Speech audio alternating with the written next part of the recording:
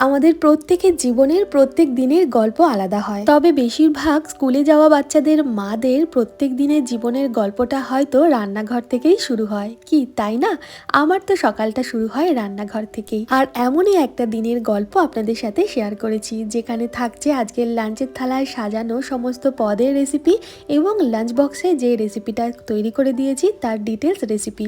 আজকেই যেমন স্কুলে যাওয়ার আগে ওকে খাইয়ে পাঠিয়েছি গরম ভাত, লাউ চিংড়ি, একটা মাছ তাড়াতাড়ি গরম গরম ভেজে দিয়েছি, কাতলা মাছ, সেই একটা মাছ ভাজা আর মুসুরির ডাল সেদ্ধ, যার পুরো ব্লগ ভিডিওটা রয়েছে এই ভিডিওর নিচে প্লে বাটন লিঙ্কে।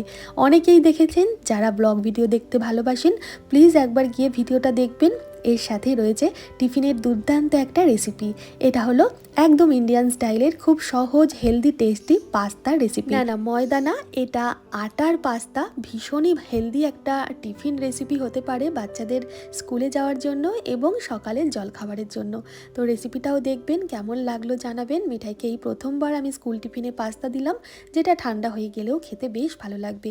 এর সাথে প্রচুর সবজি অ্যাড করেছি, আর সাথে দিয়েছি 4 টুকরো আপেল, যেটা আগে থেকেই লবণ জলে ভিজিয়ে রেখেছিলাম যাতে এর মধ্যে লাল দাগটা না ধরে যায়, আর সাথে একটা কাঁটা চামচ দিলাম। কেমন লাগলো আপনাদের আজকের ভিডিওটা জানাবেন কিন্তু।